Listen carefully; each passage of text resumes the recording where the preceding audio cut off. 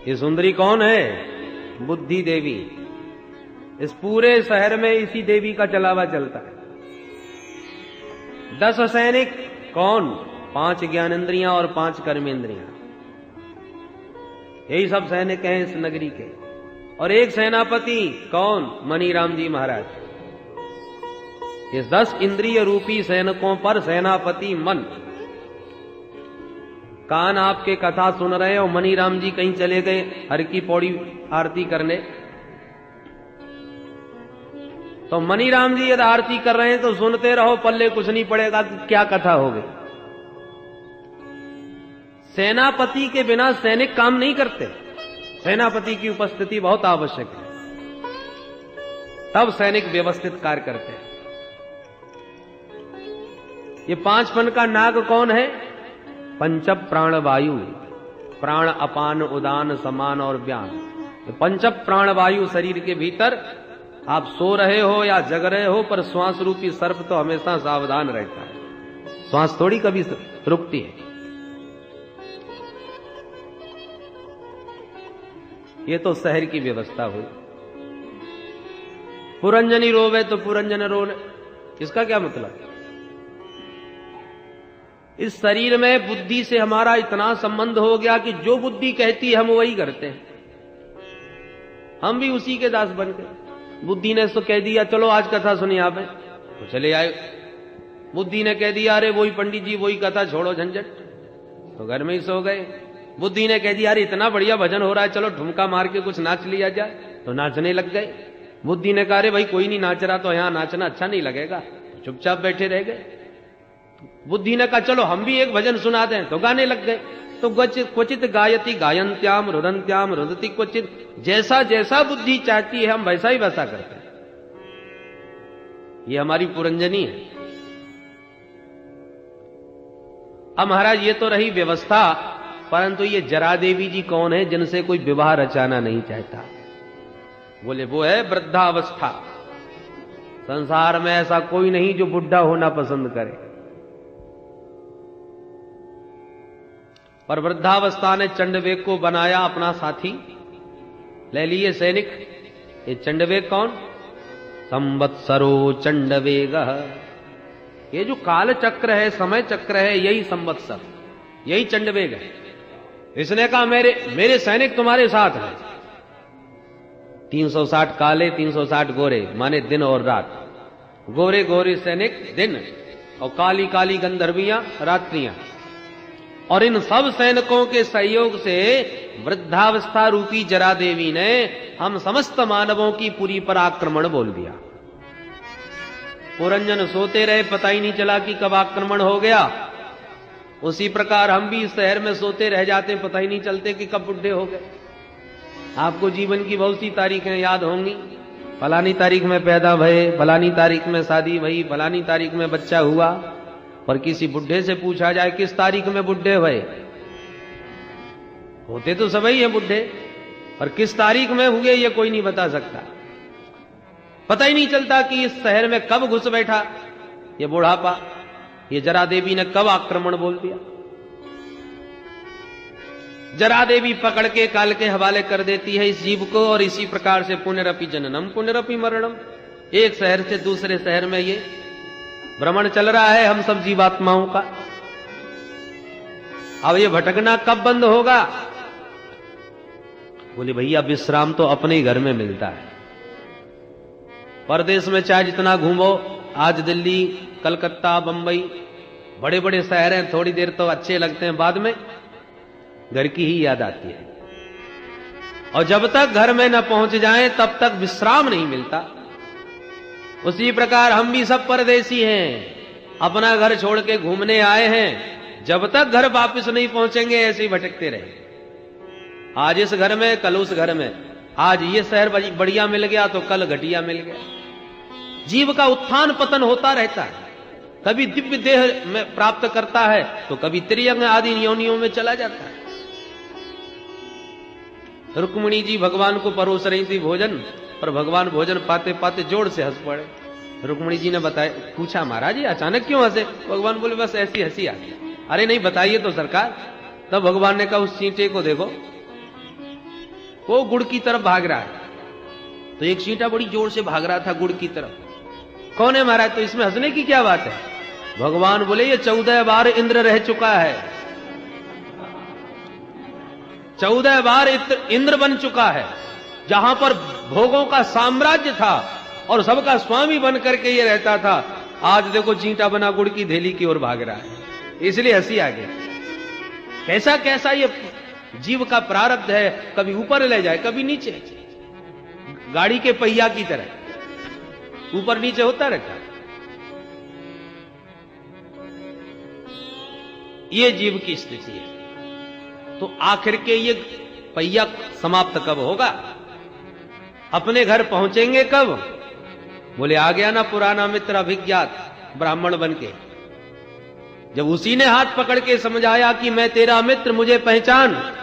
पुरंजन तो पहचानने से ही मना कर रहा था, परंतु अभिज्ञात ने पीछे पड़ करके जान पहचान निकाल ही ली, पहचान करा ही दी। और जहां पहचान भई तहां सारा प्रपंच छूट गया और अपने मित्र के साथ चला गया। ऐसे ही जिस जीव पर भगवान खूब द्रवीभूत हो जाते हैं कि चलो इसे अब ले आए अपने घर, तब प्रभु ही प्रसन्नता पूर्वक उस जीव के सन्मुख सदगुरु के रूप में प्रकट होते हैं। परमात्मा कभी प्रकट होके ये नहीं कहेगा कि मैं भगवान हूं, वो किसी न किसी माध्यम से आता है। तब वो परमात्मा स्वयं सदगुरु के रूप में आकर जीव को आत्मबोध कराता है। माया के ओ पुजारी, आगे की कुछ खबर है? इस घर से और बढ़कर एक दूसरा भी घर है। इन ईंट पत्थरों के मकानों को ही घर बनाए तू बैठा है, और जिस घर से घूमने निकला था उस घर को बिल्कुल भूल गया। जब आत्मबोध कराया सदगुरु के द्वारा, इसलिए कृपा सिंधु नर रूप हरि। सदगुरु भगवान कौन? कृपामय मूर्ति परमात्मा ही आज हमारे सामने सगुण विग्रह बने विराजमान है। गुरु साक्षात परब्रह्म। तो साक्षात परब्रह्म ही तो गुरु कौन है? जिसे आत्मबोध है। ईश्वर के पुत्र तो हम भी हैं, परंतु कमी कहां है? हैं तो हम भी शेर के बच्चे, पर बचपन से ही भेड़ों के संग में पड़ गए। इसलिए अपना सिंह का बल पराक्रम सब भूल करके भेड़ों की तरह मिमियाना प्रारंभ कर दिया। कथा प्रसिद्ध है, भेड़ों की संगत ने शेर को भी भेड़ बना दिया। ऐसी हम भी ईश्वर के पुत्र ही थे। ईश्वर अंश जीव अविनाशी, चेतन अमल सहज सुख राशि। तो फिर तुम्हारी ये सहज सुख राशि कहां चली गई? फिर क्यों रोते रहते हो, हाय हाय क्यों चिल्लाते हो?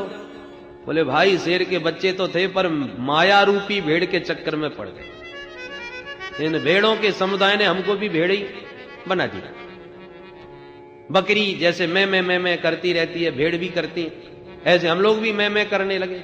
मैंने ये किया, मैं वो करूंगा, मेरे ये लोग हैं, मैंने मैं करके सारी जिंदगी ये असत जगत में फंस गए, भेड़ बन गए पूरे। अजानाम बकरी का और अजानाम माया का, और दोनों के एक ही रूप होते हैं। बकरी का भी गला कटता है और ऐसे ही माया भी मृत्यु का ग्रास बनता है।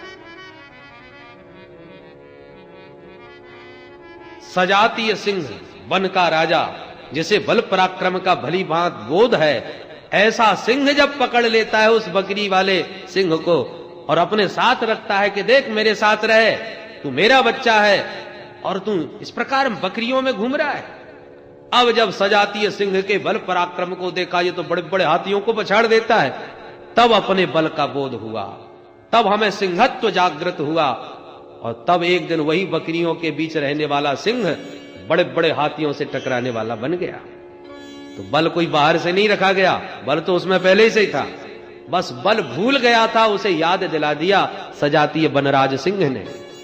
उसी प्रकार हम भी चेतन अमल सहज सुख राशि हैं, पर संसार की माया में फंस के भूल गए हैं। सदगुरु भगवान वो हैं जो अपने स्वरूप में स्थित है। तो साक्षात ब्रह्मविद ब्रह्मैव भवति, ब्रह्म का बोध हो जाए तो वह भी साक्षात ब्रह्म स्वरूप ही हो जाता है। जानत तुम्हें तुम्हें हो ही जाएगा। जो परमात्मा को जान ले वो परमात्मा के ही सदृश हो जाता है। तो ऐसा वो सदगुरु सामर्थ्यवान हमको जब जगाता है, स्वरूप का बोध कराता है, तब कहीं ये प्रपंच हमसे छूटता है, तब कहीं घर की याद आती है और तमाम दुनियादारी का घूमना बंद करके फिर अपने घर की राह हम चल पड़ते हैं।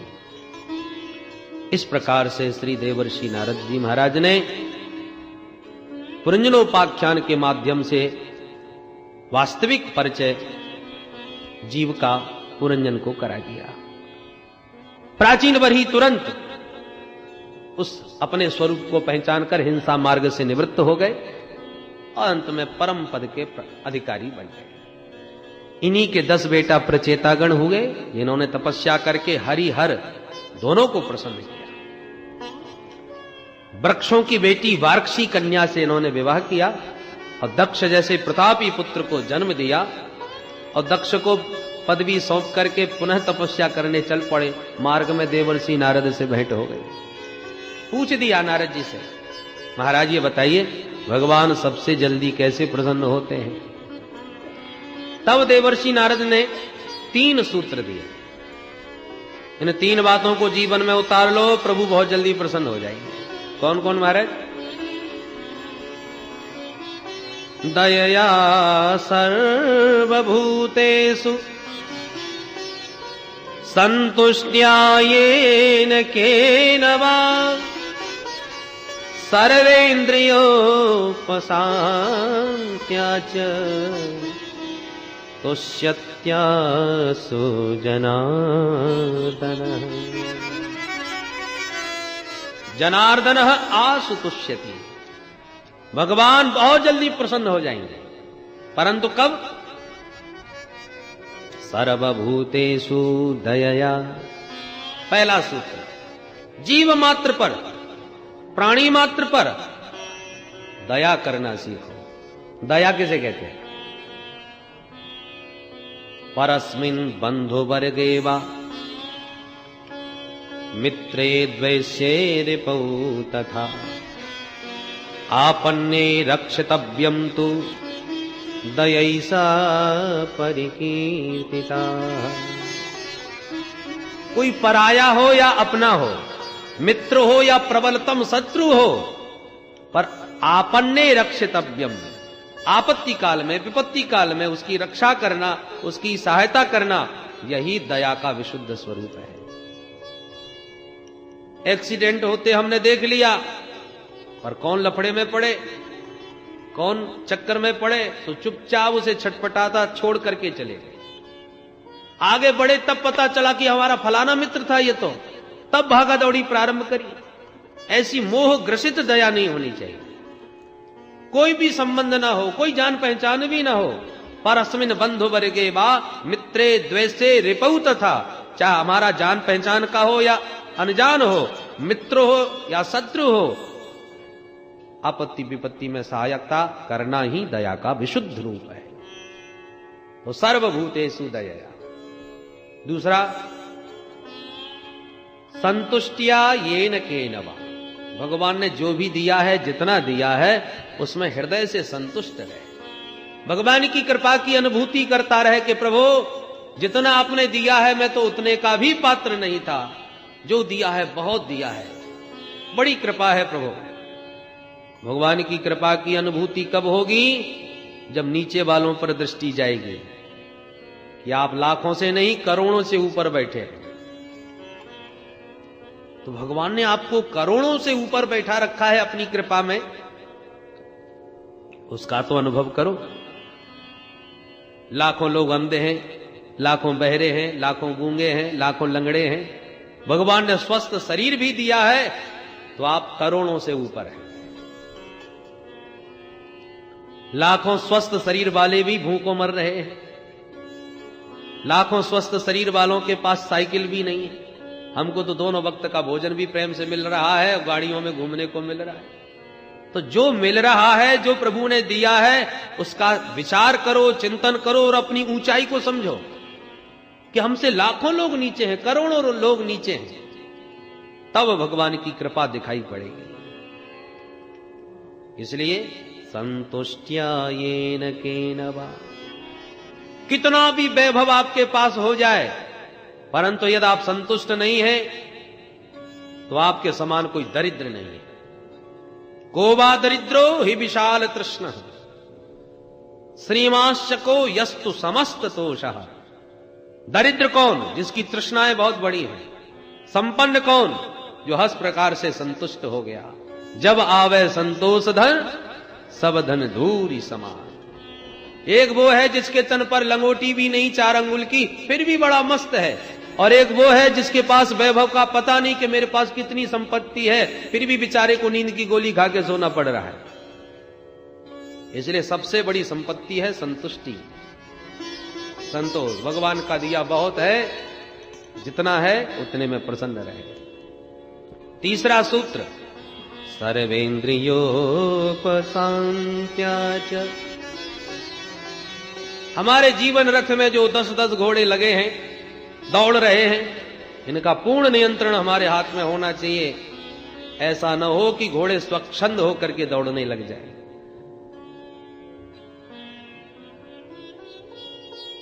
यदि ये 3 बातें व्यवहार में उतार ली तो जनार्दन आशु तुष्यति, भगवान हमारे ऊपर बहुत शीघ्र प्रसन्न हो जाएंगे। इसके साथ ही चतुर्थ स्कंद को विराम और मैत्रेय विदुर जी का संवाद यहीं पर संपन्न होता है।